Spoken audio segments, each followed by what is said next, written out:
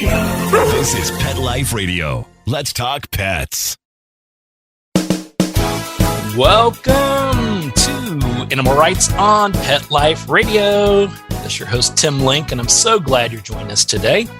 We have a wonderful guest. Our author for tonight is Cynthia Branigan, and I just love the book. It's going to be unique, interesting. You know, we have a lot of books about dogs and cats and various other critters on the show, but how many times have we had someone that has written about diving horses? So this is exciting stuff. So we're going to come back and talk to Cynthia Branigan about her book, The Last Diving Horse in America, Rescuing Gamal and Other Animals, Lessons of Living and Loving. So we're going to talk a little bit to Cynthia about that. So we're super excited. Everybody hang tight. We'll come back right after this commercial break. You're listening to Animal Rights on Pet Life Radio. How many of you have pets? My hand's raised. Now think about how lucky you are to have such a sweet little pet in your life, and that pet is lucky to have you too. But unfortunately, there are countless pets out there that don't have a home to call their own. However, Bob's from Skechers is trying to change that. So we developed Bob's for dogs and cats to help pets in need. With every purchase of adorable Bob's footwear or fun, stylish apparel, or even the cutest Bob's pet accessories, Skechers makes a donation to Petco Love to help save shelter pets. And with your help, we've already saved the lives of over 1 million pets and raised over $7 million. So while you're getting style and comfort with features like Skechers' famous memory foam cushioning, you're also helping to save an adorable pet in need and helping another lucky owner be connected with a future best friend and companion, because happiness is having a loving pet by your side. Find Bob's at a Skechers store, Skechers.com, select Petco locations, or wherever stylish footwear is sold. Let's Talk Pets on PetLifeRadio.com. Welcome back to Animal Rights on Pet Life Radio. My special guest today, she's an author. She's also the founder of Make Peace with Animals Incorporated.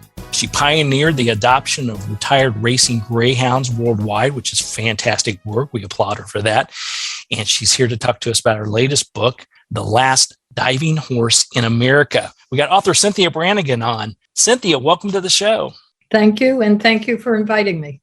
Yeah, our pleasure, our pleasure. I was so excited. Obviously, I got word of the book, and I'm like, okay, yeah, as I mentioned in the intro, it's like, this is a first for me. I thought I knew everything there was about critters and history and everything going on, but I didn't know anything about this. So we're excited. The book's called The Last Diving Horse in America, Rescuing Gamal and Other Animals. So we'll talk about the greyhounds and the other great work you do. Lessons in Living and Loving. So tell us a little about the premise of the book and the unique angle and sort of what brought you interest into this particular topic in history and time. At the time that this book takes place, I was working for an organization called the Fund for Animals. It was run and founded by an author, Cleveland Amory, and he was sort of considered the founding father of the modern animal protection movement. And I was working, I volunteered for several years, and then he gave me a paying job, very low paying job. But I worked for him for several years, although the office was based in New York, and I'm in Bucks County, Pennsylvania, sort of halfway between New York and Philadelphia. But from time to time, he would call on me to take care of the fund while he would be off on a lecture tour, or as it happened in this case, he was lecturing on the QE2 with his assistant, and somebody had to answer the phone, basically, for the fund. And if all hell broke loose, I guess I was supposed to handle it, but honestly, I wasn't all that well equipped, but I did my best. But one day a phone call came in sounded like an elderly woman asking for Mr. Amory. And I said, well, he's not here. Can I help you? And she said, this is an emergency. Who the hell is in charge there? And oh my God, me. And so she told me about The Last Diving Horse was about to go on the auction block. And I knew what the diving horses were. Having grown up in New Jersey, they performed on a place called the Steel Pier in Atlantic City. Certainly everyone in New Jersey had heard of the diving horses. Eastern Pennsylvania, probably New York, Delaware, everybody knew about the diving horses. But the idea that one of them, the last one, was imperiled was horrifying. I mean, the act itself was a bit horrifying. Yeah, tell us a little bit about the act. Sorry to interrupt, Yes. but yeah, it's like a diving horse. I'm trying, for the audience are like, okay, I haven't heard of this, and I can picture, Yes. what's going on here. Well, it was an act that actually started in 1894 by the world's greatest sharpshooter, a man who used to be in business with Buffalo Bill Cody. So that gives you kind of an idea of the kinds of things that people thought of as entertainment in those days. Yeah, the showmanship, as they called it, I guess. Yes, showmanship. And Doc Carver, the inventor of the Diving Horse Act, had several stories about how the act was invented, including he jumped off a bridge. When it collapsed beneath him, he was on horseback and they swam to shore, and that gave him the idea. Another one, he was being chased by wild Indians and dove off a bridge to escape the Indians. It's unclear exactly how the act was started, but it was a big hit in this country starting around the turn of the 19th century. And what happened was a horse would run up a ramp by itself, 40 feet, between 40 feet and 60 feet. When it got to the top, there would be a platform. In the beginning, the horse would dive by itself into a tank, 10 feet of water, if you can imagine that. But Doc Carver, being a showman, thought, this act is lacking something. I ought to get a woman to be on the horse's back, and then together they'll jump into the tank. And he actually was able to find women to do it. And he had two troops of horses going all over east of the Mississippi and west of the Mississippi. But after he died, the three remaining employees decided that the place for the act was the Steel Pier in Atlantic City. At the time, the Steel Pier was considered the showplace of the nation. That's how it billed itself. Mm-hmm. And they were ready to take on the diving horses. So from starting in 1929, from Memorial Day until Labor Day, they would perform about 4 times a day, 6 days a week. And again, the horse would run up the ramp. The woman in the bathing suit would jump on its back. Sometimes the horse would jump before she even had a chance to get on. But other times the horse would wait. She'd sit on the horse's back. He'd linger, look at the ocean, because it went out a mile. The Steel Pier went out a mile into the ocean. Wow. So the horse would maybe sort of dilly-dally a little and then eventually kick off, jump into the tank, and that was the act. And so for your penny or 5 cents or whatever it cost you, it was part of the act. You could see that. Yes. Yeah, it's interesting how times and entertainment and socially acceptable things for animals have changed for the good and for the most part. I mean, they could never ever get away with that today. Absolutely. So then we'll go back to you get the call, and it's the last diving horse. You're familiar with it. Yes. How do you scramble from there? How do you decide, okay, I got to rescue this horse? Cleveland was in the middle of the ocean on the QE2, but he would call from time to time. And I kept waiting for his call. And while I was waiting, I was doing research into the history of the diving horses. So I'd sort of have more ammunition because I wanted him to get this horse. It was very important to me. I had seen the act once when I was a child. I can't say that I liked it, but it made a big impression on me. I never forgot it. And finally he called and I told him I barely had started my sales pitch when he said, of course we'll get the horse. And so when he got back, he gave me a blank check and sent me down to this auction in a rural part of southern New Jersey. And I bought Gamal for $2,600. Very exciting. That was my first big assignment, I would say. Now, were you familiar with horse auctions at the time, or how did you know or did you just keep bidding it up because it wasn't your money, you had a blank check? I had never been to a horse auction. I had never owned a horse. I wasn't a rider. I mean, it's kind of bizarre the way that Gamal and I wound up together, but I have to think there were other forces at work because on paper it doesn't really make sense.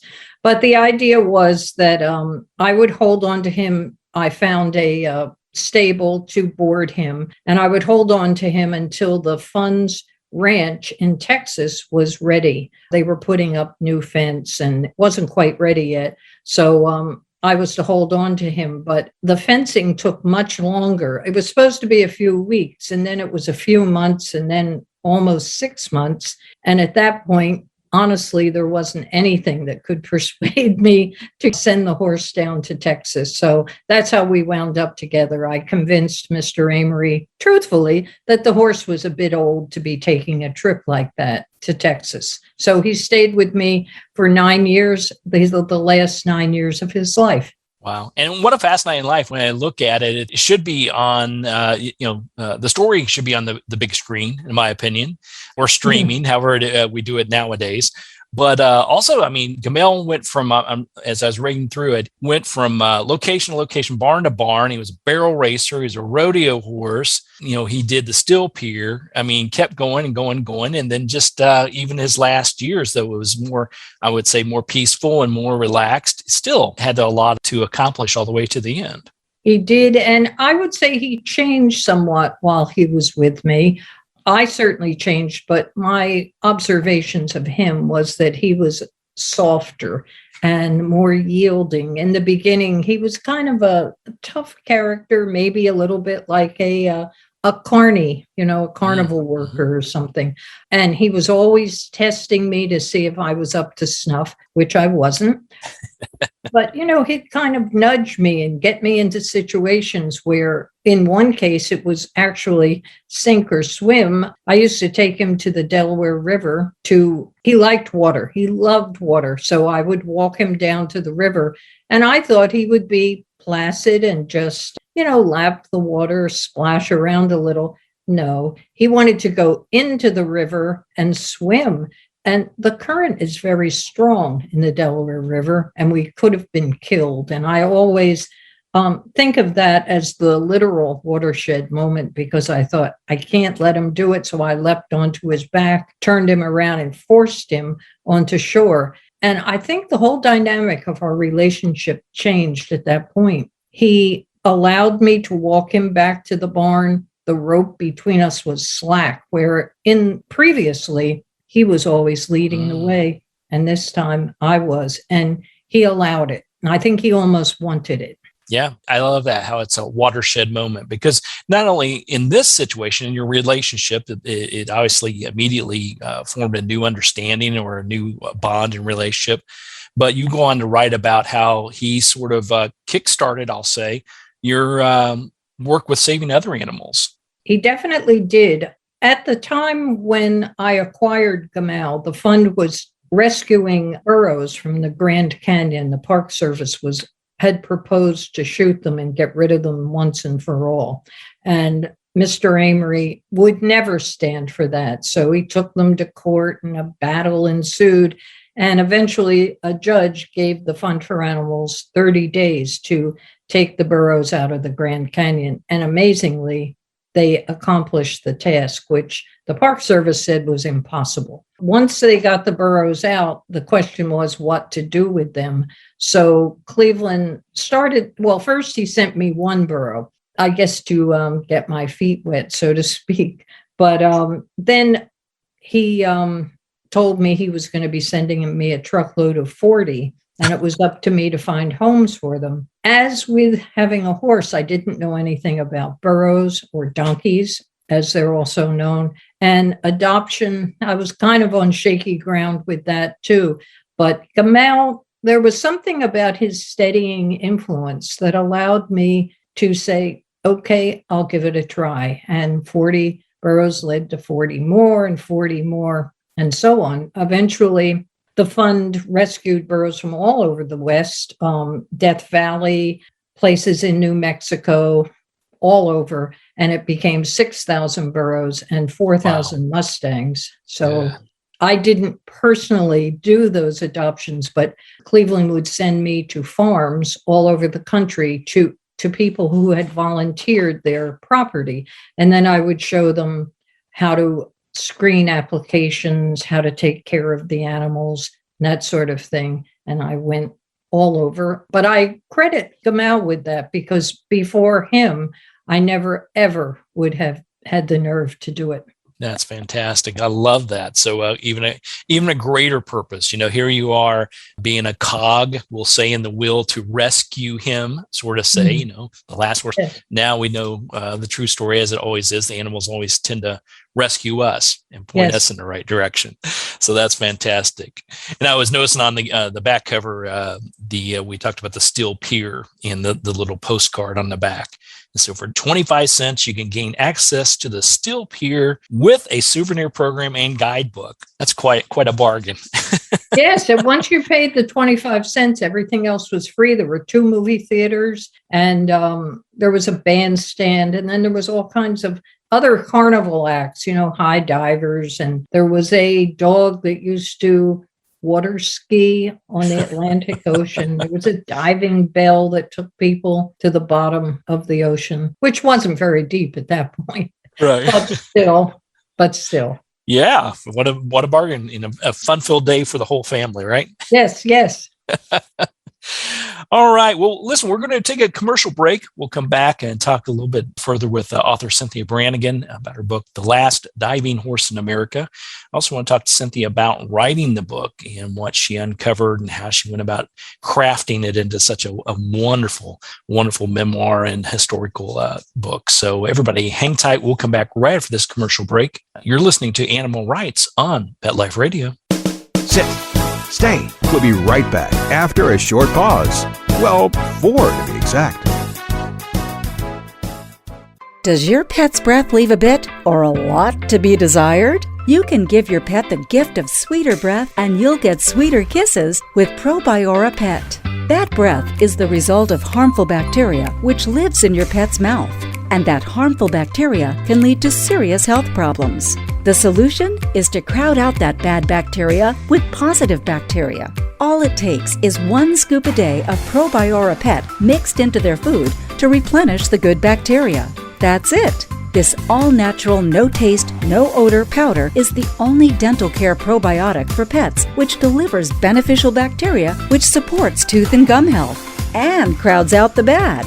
A healthy body starts with a healthy mouth, and ProBiora Pet is the best way to give your pet a healthy mouth. And our listeners get a 10% discount using PLR10 at checkout. To purchase, go to probiorahealth.com. That's probiorahealth.com and use code PLR10 at checkout for 10% off. Let's talk pets. Let's talk pets On Pet Life Radio. Pet Life Radio. PetLifeRadio.com.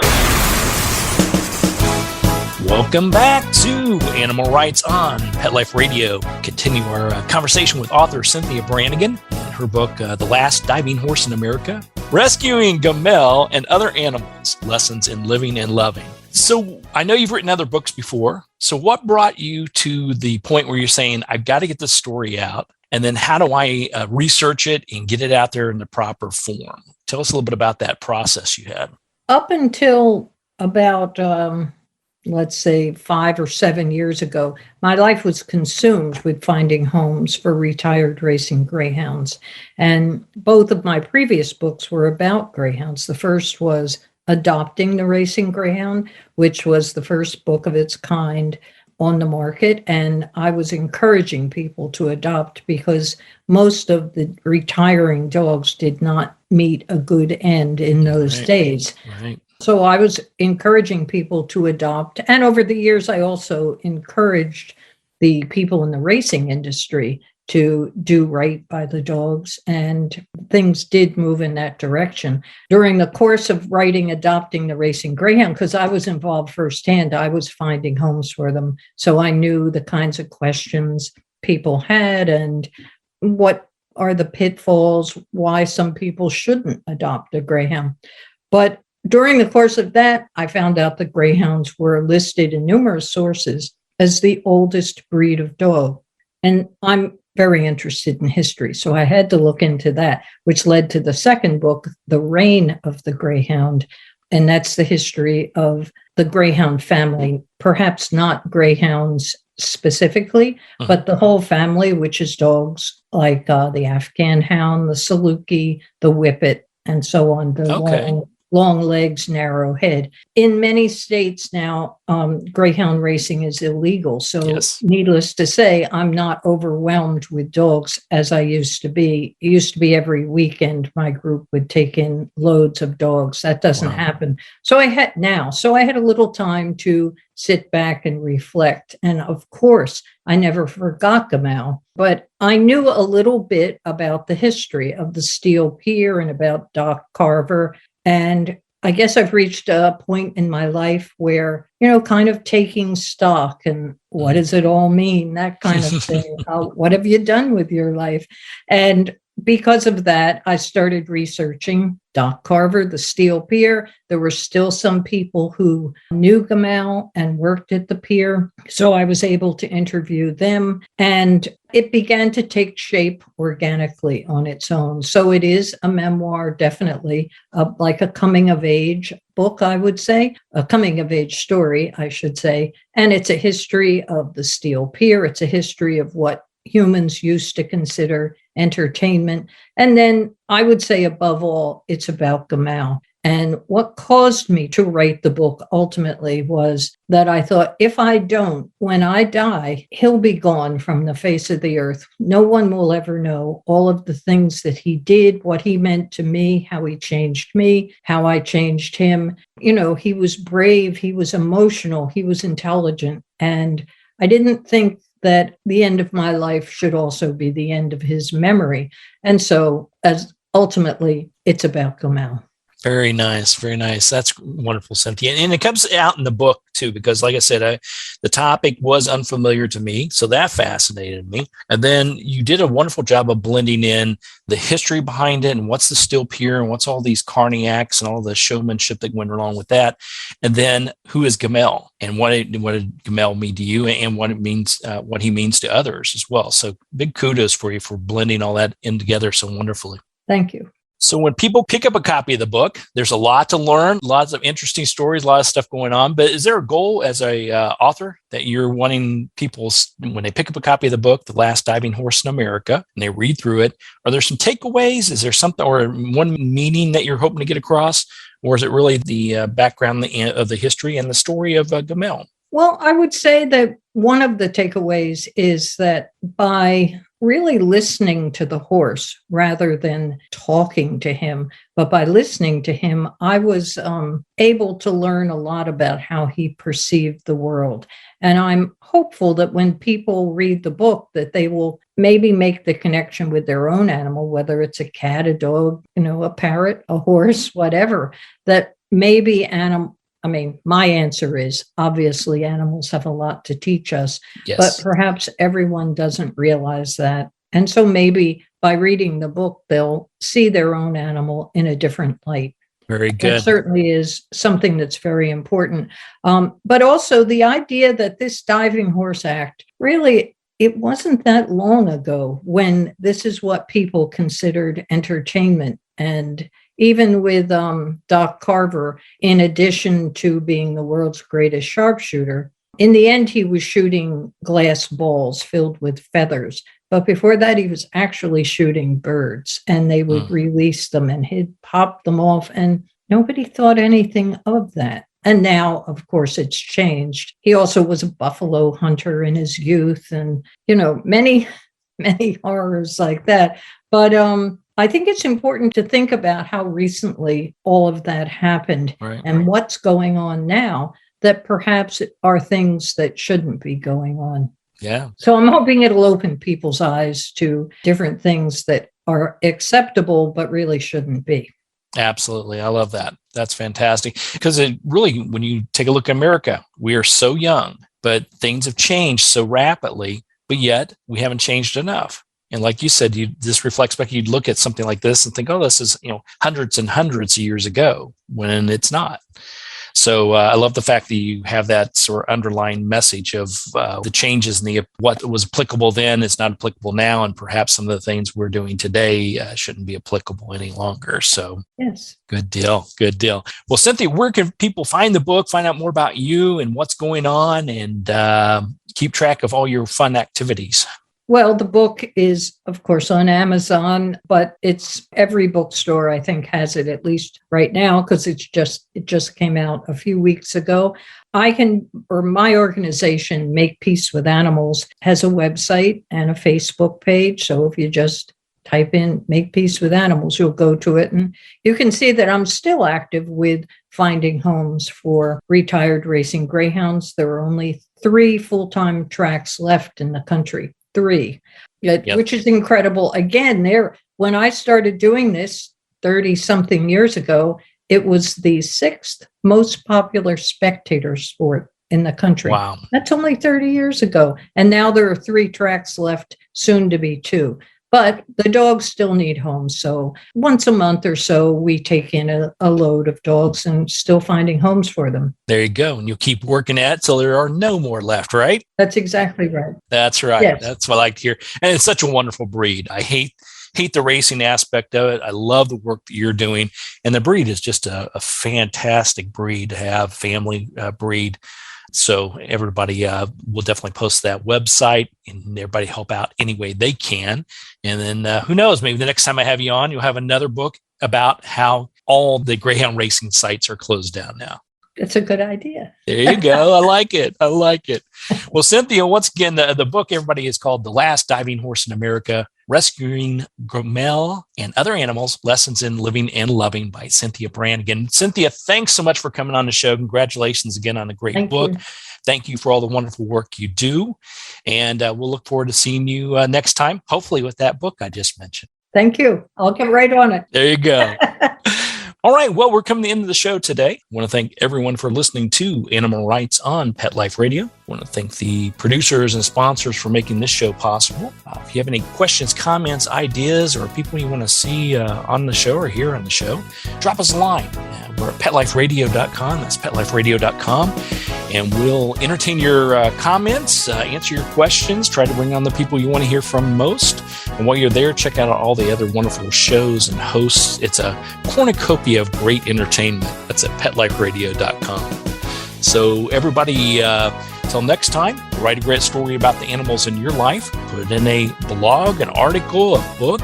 Who knows? You may be the next guest on Animal Rights on Pet Life Radio. Have a great day. Let's Talk Pets, every week on demand, only on PetLifeRadio.com.